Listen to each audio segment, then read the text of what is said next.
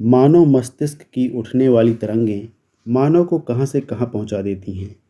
काम, क्रोध, मोह और अहंकार में से क्रोध के कारण उत्पन्न हुई स्थितियाँ उसे कहीं का कहीं पहुँचा देती हैं। वो तबाह और बर्बाद हो जाता है। लेकिन उसकी ज़िंदगी हर क्षण साथ रहने वाली काली बिल्ली तब भी उसे चैन से जिंदा नहीं रहने देती। तब क्या होगा? कहानी का अंजाम सुनिए और खो जाइए रहस्य और रोमांच की अकल्पनीय दुनिया में। तो दोस्तों, मैं एक लेकर आया हूँ नेपाली कहानी, जो एक मनोवैज्ञानिक कहानी है। तो आइए सुनते हैं इस कहानी को। कल मेरी मौत का दिन है और आज मैं अपनी आत्मा का बोझ हल्का करना चाहता हूँ। मेरा मतलब है, कोई लाग लपेट रखे बगैर, बिना किसी टिप्पणी के और पूरे विस्तार के साथ अपने साथ गुजरी उन घरेलू घटनाओं को बयान कर दूँ, जिनके नतीजे में मुझ पर यह मुसीबत टूटी और जिन्होंने मुझे तबाह और बर्बाद कर दिया। मैं उनकी भूमिका वगैरह में वक्त बर्बाद नहीं करूँगा। अगर मैं सीधी बात करूं तो यह कहूँगा कि मुझे जानवरों के बारे में कोई अंधविश्वास नहीं है। ना ही मैं कच्ची पक्की आस्था वाला शख्स हूँ। लेकिन जहाँ परिस्थितियाँ खुद मेरी गवाही को रद्द कर दें, वहाँ मैं ऐसी बातें करूँ तो यकीनन मुझे पागल समझा जाएगा। लेकिन वास्तव में मैं पागल नहीं हूँ, ना ही दिन में सपने देखने का आदी हूँ। मैं बचपन से ही अपने स्वभाव की नरमी और दयाभाव के लिए मशहूर था। अपनी इन विशेषताओं की वजह से मैं अक्सर अपनी उम्र के दोस्तों के मजाक का पात्र भी बनता रहता था। मुझे जानवर बेहद पसंद थे और माँ बाप की तरफ से मुझे बहुत से जानवर मिले भी हुए थे। मेरा ज़्यादा वक्त उन पालतू जानवरों के साथ ही गुजरता था। मेरी यह आदत उम्र के साथ साथ बढ़ती और पलती रही थी। यह मेरे लिए मनोरंजन और खुशी प्राप्त करने का एक बड़ा साधन था। जिन लोगों ने एक वफादार और विश्वास पात्र कुत्ता पाल रखा हो, उन लोगों को समझने में आसानी होगी कि ऐसा करने में कितना सुख और शांति प्राप्त होती है। मेरी जवानी की शुरुआत में ही मेरी शादी हो गई थी और खुशकिस्मती से मुझे मेरे जैसे ही स्वभाव और विचारों वाली पत्नी मिली थी। पालतू जानवरों से मेरे प्यार को देखते हुए उसने उनमें बढ़ोतरी करने का कोई भी मौका हाथ से नहीं जाने दिया था। हमारे पास पक्षी थे, सुनहरी मछलियाँ थीं, खरगोश थे, एक खूबसूरत कुत्ता था, एक छोटा सा बंदर था और एक प्यारी सी बिल्ली थी। यह बिल्ली खूबसूरत और बड़ी तथा सेहतमंद बिल्ली थी। गहरा काला रंग, बहुत आश्चर्यजनक बुद्धिमत्ता और उत्कृष्ट निष्ठा वाली इस बिल्ली का जिक्र करते हुए मेरी पत्नी मजाक में उस प्राचीन परंपरा को याद करवा देती थी, जिसके अनुसार तमाम काली बिल्लियां चुड़ैल होती हैं। मेरी इस बिल्ली का नाम मानो था, जो मुझे अपने सभी पालतू जानवरों में सबसे ज़्यादा पसंद थी। बिल्ली भी मुझसे बहुत लगाव रखती थी। मैं जहाँ जहाँ जाता, वो मेरे साथ साथ रहती थी। कई बार तो मैं उसे बड़ी मुश्किल से अपना पीछा करने से रोक पाता था। हमारी दोस्ती कई साल तक इसी तरह चलती रही थी। मगर उस दौरान मेरे स्वभाव में एक अजीब तरह का परिवर्तन आने लगा था। इसकी वजह मेरा हद से ज़्यादा शराब पीना था। मैं दिन प्रतिदिन कड़वा और दूसरों की भावनाओं के प्रति संवेदनशील होता जा रहा था। मैं अपनी पत्नी को अनचाहे ही गंदी गालियां बकने लगता था, यहाँ तक कि उससे मारपीट भी कर देता था। मेरे जानवर भी मेरे इस स्वभाव का शिकार हो रहे थे। मानो अभी तक न जाने क्यों मेरे इस व्यवहार से बची हुई थी। उसके अलावा अगर कोई दूसरा जानवर मेरे सामने पड़ जाता था, तो उसकी जैसे सामत ही आ जाती थी। धीरे धीरे इस अजीब से रोग ने मुझ पर कब्जा कर लिया। आखिरकार मानो जो बूढ़ी हो रही थी, उसने भी उस रोग के लक्षण महसूस करना शुरू कर दिया था। एक रात मैं नशे में धुत होकर घर वापस आया था, तो मुझे एहसास हुआ था कि मानो मेरे सामने आने से कतरा रही है। मैंने उसे पकड़ लिया था। अपने स्वभाव के अनुरूप उसने मेरी पकड़ से निकलने की कोशिश की और उस हल्के से संघर्ष में उसके पंजों से मुझे एक मामूली सा जख्म आ गया था। तब एकदम गुस्से का एक गुब्बार मेरे दिल और दिमाग पर छा गया था और मैं अपने आप में नहीं रहा। मेरी आत्मा शायद उस वक्त शरीर से उड़ गई थी और एक शैतानी शक्ति ने मेरे रोम रोम में सनसनी की एक लहर दौड़ा दी थी। मैंने अपनी जेब से एक छोटा चाकू निकाल कर खोला था। बेचारी मानो को उसकी गर्दन से दबोचा था और बड़े आराम से चाकू का 1.5 इंची फल उसकी एक आंख में घोंप दिया था। हे भगवान! इस वक्त अपनी उस शैतानी हरकत को लिखते हुए मेरे हाथ कांप रहे हैं। सुबह जब मैं सोकर उठा तो खौफ और दहशत का एक एहसास कांटा बनकर मेरे दिल में चुभ रहा था। लेकिन यह चुभन बड़ी गुप्त सी और धीमी धीमी थी। मेरे शरीर पर कोई बोझ नहीं था। मैं एक बार फिर अपने पुराने ढब पर लौट आया और जल्द ही मेरी उस क्रूरता की याद शराब में डूबकर अपनी मौत आप मर गई। धीरे धीरे मानो की आंख का जख्म भर गया था, लेकिन आंख का खाली घेरा अपनी जगह मौजूद था और बहुत खौफनाक नजर आता था। वो हमेशा की तरह घर में घूमती रहती थी, मगर जैसे ही मैं उसे छूने की कोशिश करता था, वो बहुत आतंकित होकर भाग निकलती थी। उसके साथ ऐसा व्यवहार करने में मुझे शुरू-शुरू में दुख तो हुआ था, मगर जल्दी ही उस दुख की जगह कड़वाहट ने ले ली थी और तब मेरी बर्बादी पर आखिरी मोहर लगाने के लिए उदंडता मेरी आत्मा का एक हिस्सा बन गई थी। पर एक चीज ऐसी भावना होती है जो आदमी का चरित्र निर्धारित करती है। क्या हम जानबूझकर कानून नहीं तोड़ते? हालांकि हमें मालूम होता है कि हमें ऐसा नहीं करना चाहिए। यह उदंडता, यह बगावत की भावना इंसान के स्वभाव में शामिल है। यह उदंडता मेरे लिए बर्बादी का संदेश लेकर आई। इस उद्दंडता ने औरों पर पीड़ा प्रेमी होने की भावना ने मुझे आगे बढ़ने पर उकसाया और मुझे विवश कर दिया कि मैं उस बेजुबान जानवर को उसके अंजाम तक पहुंचा दूं, जिसका अपराध सिर्फ अपना बचाव करना था। इसलिए एक सुबह मैंने पूरे होश हवास में रस्सी का फंदा मानो की गर्दन में डाला और उसे एक पेड़ की शाखा के साथ लटका दिया।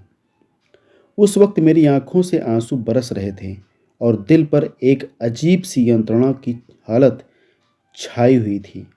मैंने उसे कत्ल कर दिया था, हालांकि उसने कभी मुझे शिकायत का मौका नहीं दिया था। जिस दिन मैंने वो नीच हरकत की थी, उस रात आग आग की आवाज़ से मेरी आंख खुल गई थी। कोई चीख रहा था। मेरे बिस्तर के आसपास के पर्दे आग पकड़ चुके थे। घर पूरा आग में घिरा हुआ था। मेरी पत्नी और एक नौकर बड़ी मुश्किल से जान बचाकर भाग निकले थे। आग की लपेटों ने मेरी सारी दौलत राख कर दी थी और मैं तबाह और बर्बाद हो गया था। उस बदहवासी और अफरा तफरी के माहौल में भी मुझे इतना होश था कि मैं अपनी करतूत और इस तबाही के दरमियान कोई वजह और संबंध तलाश कर सकूं। मैं यथार्थ की कड़ियाँ आपस में मिला रहा था और मेरी कोशिश यही थी कि कोई भी संभावित संबंध अधूरा न रह जाए। अगले दिन मैं अपने मकान के अवशेषों की तरफ जा रहा था। वहाँ सिवाय एक के बाकी सारी दीवारें गिर चुकी थीं। बाकी बच जाने वाली दीवार कुछ ज़्यादा मोटी नहीं थी। यह भीतरी हिस्से के एक कमरे की दीवार थी और मेरे बिस्तर का सिरहाना मेरे साथ लगता था। इस दीवार के प्लास्टर ने आग का काफ़ी हद तक मुकाबला किया था। उस दीवार के गिर्द लोगों की भीड़ खड़ी थी और बहुत से लोग दीवार के एक खास हिस्से का बड़ी बारीकी और तन्मयता से निरीक्षण कर रहे थे। अनोखा, असाधारण, इस तरह कुछ शब्द मुझे सुनाई दिए तो मैं अपनी जिज्ञासा पर काबू नहीं रख सका था और आगे बढ़कर देखा था कि दीवार की सफ़ेद सतह पर बिल्ली का एक दैत्याकार खाका बना हुआ था। पहली बार मैं ऐसा मालूम होता था जैसे सचमुच कोई बहुत बड़ी बिल्ली दीवार में जड़ दी गई हो। बिल्ली के उस आकार की गर्दन से एक रस्सी लिपटी हुई थी जब मैंने पहली बार उस शैतानी साए को देखा था तो बहुत खौफ और हैरत से मेरा बुरा हाल हो गया था। मगर यह सोचकर मैंने दिल को तसल्ली दे दी थी कि जिस बिल्ली को मैंने कत्ल किया था उसकी लाश तो मेरे घर में लगे हुए एक बाग में पेड़ से लटक रही थी। फायर अलार्म बजने पर वो बाग फौरन ही आदमियों से भर गया होगा। किसी ने बिल्ली के गले की रस्सी काटकर उसे उतारा होगा और मेरे बेडरूम की खुली खिड़की से अंदर फेंक दिया था। शायद वो बिल्ली को मेरे ऊपर फेंक कर मुझे जगाना चाहता हो। दूसरी दीवार ने गिरकर मेरे शिकार को ताज़ा किए हुए प्लास्टर पर चिपका दिया होगा। उसके बाद आग के शोलों से, लाश से उठने वाली चिड़ांध से उत्पन्न अमोनिया गैस ने उसे वो आकार दे दिया होगा जो मैंने देखा था। हालांकि मैं अस्थायी रूप से एक वजह तलाश करने में कामयाब हो गया था, मगर मेरा ज़मीर शांत ना हो सका था। बिल्ली के उस आकार ने मेरे दिलो दिमाग पर गहरा असर छोड़ा था। कई महीनों तक मैं बिल्ली के प्रेत से छुटकारा नहीं पा सका था। एक अधूरी सी भावना मेरे दिल को कचोके लगाती रहती थी। इस एहसास से बचने के लिए मैंने फिर से अपनी उन्हीं बदनाम जगहों पर जाना शुरू कर दिया था, जहाँ मैं पहले भी अक्सर जाया करता था। वहाँ पर मैं हमेशा मानव जैसी बिल्ली की तलाश में रहता था, जो उसकी खाली जगह भर सके। एक रात ऐसी ही एक जगह पर मैं मदहोशी की हालत में बैठा हुआ था कि अचानक किसी काली चीज़ ने मेरा ध्यान अपनी तरफ खींच लिया। शराब की खाली बोतलों के ढेर पर एक काली सी चीज़ बैठी हुई थी। जिस बात ने मुझे हैरत में डाल दिया था वो यह थी कि अभी थोड़ी देर पहले मैं उसी तरफ टकटकी बांधे देख रहा था। तब वहाँ ढेर पर कुछ नहीं था। मैं उठकर वहाँ तक पहुँचा था और उसे छू कर देखा था। वह एक काले रंग की बिल्ली थी, बहुत बड़ी और ऊंची लंबी बिल्ली, बिल्कुल उतनी ही बड़ी जितनी की मानो थी। हर कोण से वो मानो के बराबर ही थी, सिवा उस इसके कि मानो के जिस्म के किसी भी हिस्से में एक भी सफ़ेद बाल नहीं थे। मगर इस बिल्ली की छाती पर एक अस्पष्ट सा लेकिन बड़ा सफ़ेद धब्बा था। मेरे हाथों का स्पर्श महसूस करते ही वो तुरंत उठकर खड़ी हो गई थी और ऊंची आवाज़ में खरखराते हुए मेरे हाथ से अपना जिस्म यूं रगड़ने लगी थी जैसे उसे बहुत खुशी महसूस हो रही हो। मुझे बिल्कुल ऐसी ही किसी बिल्ली की तलाश थी।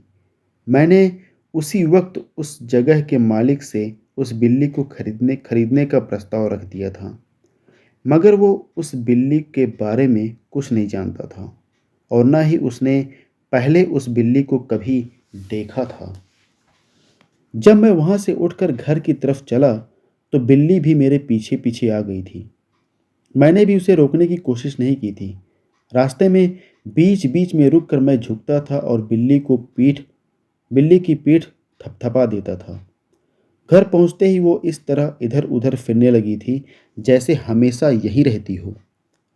मेरी पत्नी उस बिल्ली को देखकर निहाल हो गई थी और मैं अब उस बिल्ली के लिए अपने दिल में कुछ अप्रिय से भाव महसूस करने लगा था। मुझे यूँ महसूस हुआ होता था जैसे वक्त की धारा उल्टी चल पड़ी हो। बीती घटनाएं मेरी आंखों के सामने से गुजरने लगती थीं। ऐसा लगता था जैसे वही फिल्म दोहराई जाएगी, वही कुछ दोबारा होगा जिससे मैं बचने की कोशिश करता चला आ रहा हूँ। मेरी समझ में नहीं आता था कि मुझे वो आशंका क्यों महसूस हो रही थी। क्या बिल्ली का प्यार मुझे उसकी तरफ से नकारात्मक रुख अपनाने को मजबूर कर रहा था? धीरे धीरे नफरत और कड़वाहट के भाव मेरे स्वभाव में घुलकर उसे जहरीला बना रहे थे। अब मैं बिल्ली के सामने पड़ने से कतराने लगा था। शर्म के एक तीखे एहसास और पिछली क्रूर हरकतों की याद ने मुझे उस बिल्ली को शारीरिक यातनाएं पहुंचाने से रोके रखता था। इस तरह कुछ हफ्तों तक वो बिल्ली मुझसे बची रही थी, मगर धीरे धीरे मुझे उस बिल्ली से सख्त नफरत और घिन महसूस होने लगी थी। मेरी नफरत की एक वजह यह भी थी कि जिस रात मैं उस बिल्ली को घर लाया था, उससे अगली सुबह ही मुझे मालूम हुआ था कि वो भी मानव की तरह एक आँख वाली थी। इस वजह से वो मेरी पत्नी को और भी प्यारी लगने लगी थी, जिसके बारे में मैं पहले भी बता चुका हूँ कि मानवता और दया की जो भावना कभी मुझ में हुआ करती थी, वो मेरी पत्नी में कूट-कूट कर भरी हुई थी। तो दोस्तों, अभी तक कहानी आपको कैसी लग रही है? अगर आपको कहानी पसंद आ रही है तो लाइक करिए, शेयर करिए। अगर आप चैनल पर नए हैं तो चैनल को सब्सक्राइब ज़रूर कर लीजिएगा। प्लीज़, प्लीज़, प्लीज़ सब्सक्राइब ज़रूर कर लीजिएगा। तो आइए सुनते हैं कहानी में आगे क्या हुआ। मैं अगर कुर्सी पर बैठता तो बिल्ली भी कुर्सी के नीचे घुसकर बैठ जाती थी, या फिर उछलकर मेरे घुटनों पर आ बैठती थी और अपना नफ़रत से लिपटा प्यार जताने लगती थी। मगर मैं चलने के लिए खड़ा होता तो वह मेरी टांगों से इस तरह आकर टकराती थी कि मैं बड़ी मुश्किल से खुद को संभाल कर गिरने से बचाता था, या फिर वो अपने नोकीले पंजे मेरे कपड़ों में गाड़कर मेरी छाती पर चढ़ जाती थी। ऐसे मौके पर मेरे दिल में तीव्र इच्छा जागती थी कि एक ही घूंसे में उसका काम तमाम कर दूं, मगर मैं कोशिश करके खुद पर काबू पा लेता था। अपने पिछले जुर्म की वजह से मैं मानता हूँ कि अब मुझे उस काली बिल्ली से खौफ महसूस होने लगा था। एक बेनाम सा खौफ। मुझे खुद पर शर्म आती थी। उस बिल्ली में और मानव में एक बहुत बड़ा फ़र्क था। जैसा कि मैं पहले भी आपको लिख बता चुका हूँ, इस नई वाली बिल्ली की छाती पर एक बड़ा सा सफ़ेद धब्बा था, जो मुझे उससे भरपूर नफ़रत करने के लिए उकसा रहा था, क्योंकि दिन प्रतिदिन वो धब्बा एक स्पष्ट आकार ग्रहण करता जा रहा था, और वो आकार था फांसी के फंदे का। उसे देखते ही मैं खौफ से कांप उठता था और मैं उससे घोर नफ़रत महसूस करता था। उससे छुटकारा पाना चाहता था। क्या वो तुच्छ जानवर मुझसे बदला ले रहा था, मुझे मानसिक यंत्रणा देकर? मैं सोचने लगता। मेरी रातों की नींद और दिन का चैन हराम हो चुका था। बिल्ली कभी मुझे अकेला नहीं छोड़ती थी। सपने में भी उसकी गर्म गर्म सांसों को मैं अपनी गर्दन पर महसूस करता था। सपना जो साकार हो गया था। सपना जिससे मैं छुटकारा नहीं पा सकता था। सपना जो मेरी आत्मा पर कब्जा कर चुका था। मेरे दिल की बची खुची नर्म भावनाएं इस खौफ की भेंट चढ़ गई थी, और अर्धचेतन में ही शैतानी विचार मेरे दिमाग में बस गए थे। घटिया और घिनौने विचार। मुझे दुनिया की हर चीज़ से नफरत महसूस होने लगी थी। मेरी सुशील और निष्ठावान पत्नी मेरे कभी भी फट पड़ने वाले गुस्से का पहला निशाना थी। एक दिन मैं उस प्राचीन और जर्जर इमारत के, जहां हमारी तंगहाली ने हमें शरण लेने पर मजबूर कर दिया था, तहखाने में गया। मैं तहखाने की सीढ़ियां उतर रहा था। मेरी पत्नी वहां कुछ काम कर रही थी और मैं उसी का हाथ बटाने जा रहा था। सीढ़ियां उतरते हुए अचानक बिल्ली इतनी जोर से मेरी टांगों के साथ आ टकराई कि मैं सिर के बल नीचे गिरते गिरते बचा था। इस पर मैंने गुस्से में आग बबूला होकर एक कुल्हाड़ी उठा ली थी। शायद उस वक्त गुस्से ने मेरे दिल और दिमाग में जड़े जमाए बैठे खौफ को भी परास्त कर दिया था। मैंने पूरी ताकत से बिल्ली पर वार किया, मगर रास्ते में ही मेरी पत्नी ने हाथ पकड़कर रोक लिया। गुस्से की एक जबरदस्त लहर ने मेरी सोचने समझने की सारी शक्तियां शून्य कर दी थीं। मैंने एक झटके से अपना हाथ पत्नी की पकड़ से छुड़ाया था। मेरे शरीर का सारा खून जैसे सिमट कर मेरी आंखों में इकट्ठा हो गया था। फिर जैसे हर चीज पर धुंध छाने लगी थी, गहरे लाल रंग की धुंध, खून जैसी धुंध। हर चीज उस लाल धुंध की लपेट में आकर मेरी आंखों से ओझल हो गई थी। फिर जब धुंध हटी तो मैंने एक खून जमा देने वाला अदृश्य देखा। मेरी पत्नी फर्श पर पड़ी थी और कुल्हाड़ी उसके सिर में अंदर तक धंसी हुई थी। मैंने अपनी पत्नी का खून कर दिया था। एक पल भी गवाए बगैर मैंने खुद को संभाला। जो होना था वो हो चुका था। अब लाश को ठिकाने लगाने की समस्या मेरे सामने थी। मुझे मालूम था कि मैं उसे अपने घर से निकाल कर कहीं नहीं ले जा सकता था, न दिन के वक्त न ही रात के वक्त। कोई भी कहीं भी किसी भी वक्त मुझे देख सकता था। मेरे दिमाग में कई तरीके आए। पहले मैंने सोचा लाश के छोटे छोटे टुकड़े करके आग में जला दूं। फिर यह कि तहखाने में एक गड्ढा खोद कर लाश को उसमें दबा दूं। एक बार मेरे दिमाग में यह भी आया कि उसे किसी सामान की तरह पैक करके एक कूली बुलाऊं जो उसे वहां से उठा ले जाए।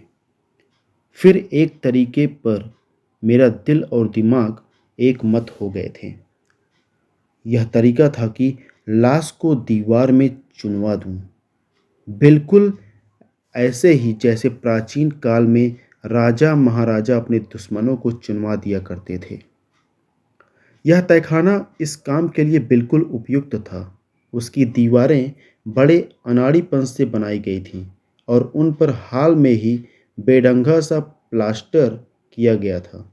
अभी कुछ दिन पहले जिससे मौसम की नमी ने सूखने नहीं दिया था, इसके अलावा एक दीवार में एक गड्ढा सा था, जैसे वहाँ चिमनी का आतिशदान बनवाने की कोशिश की गई हो। उस जगह के सामने ईंटें लगाकर उस जगह को बाकी दीवार जैसा संभाल कर दिया गया था। मैंने अंदाज़ा लगाया था कि उस जगह में लाश रखकर मैं दोबारा ईंटें लगा सकता था, ताकि कोई जिज्ञासु शख्स पहली नज़र में वहाँ किसी संदिग्ध चीज़ का आभास ना पा सके। मेरा अंदाज़ा सही था। एक सलाख की मदद से मैंने दीवार की उस जगह से सारी ईंटें निकाली और बड़ी सावधानी से उस गड्ढे में लाश को खड़ा कर दिया।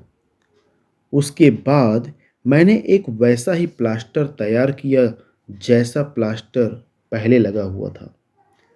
उसकी मदद से मैंने तमाम ईंटें वापस जमा दी थीं। काम खत्म करने के बाद मुझे शांति मिली थी। दीवार पर कोई हल्का सा निशान भी वजह नहीं उबा रहा था। फर्श पर फैला कूड़ा करकट मैंने बड़े गौर से देख देख कर साफ किया।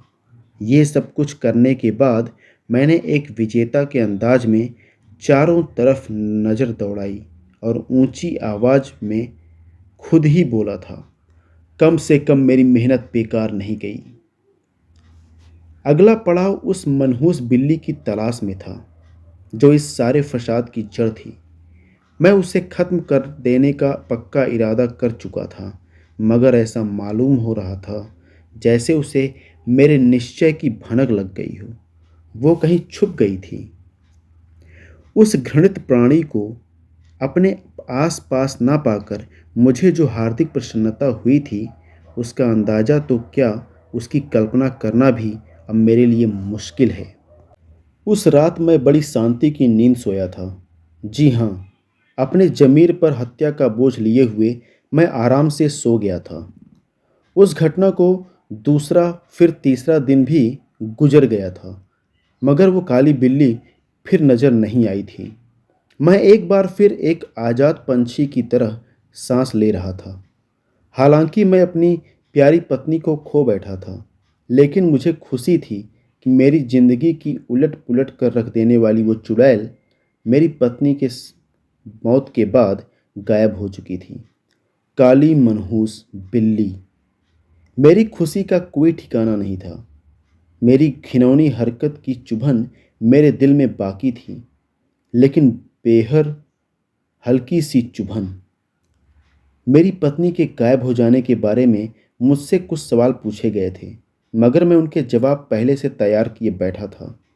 यहाँ तक कि पुलिस द्वारा एक बार मेरे घर की तलाशी भी ली गई थी, मगर उन्हें मायूसी ही हुई थी। मुझे अपना भविष्य बिल्कुल सुरक्षित लग रहा था। कत्ल के चौथे दिन बिल्कुल अनपेक्षित रूप से एक पुलिस पार्टी ने मेरे घर पर छापा मारा था। उन्होंने इस बार मुझ पर सवालों की झड़ लगा दी थी, मगर मैंने बगैर किसी प्रकार की घबराहट के उनके हर सवाल का जवाब दे दिया था। फिर अफसरों ने मुझे हुक्म दिया था कि मैं घर की तलाशी में उनके साथ साथ रहूं। फिर उन्होंने घर के चप्पे चप्पे की तलाशी ले डाली थी, मगर उन्हें कुछ नहीं मिला था। आखिरकार वो कोई तीसरी या चौथी बार तहखाने में उतर गए थे। मेरे शरीर के किसी भी हिस्से में कोई हल्का सा कंपन भी नहीं था। मेरे दिल की धड़कनें भी किसी मासूम और बेगुनाह की तरह सामान्य थीं। मैं छाती पर हाथ बांधे तहखाने में इधर से उधर टहलता रहा था।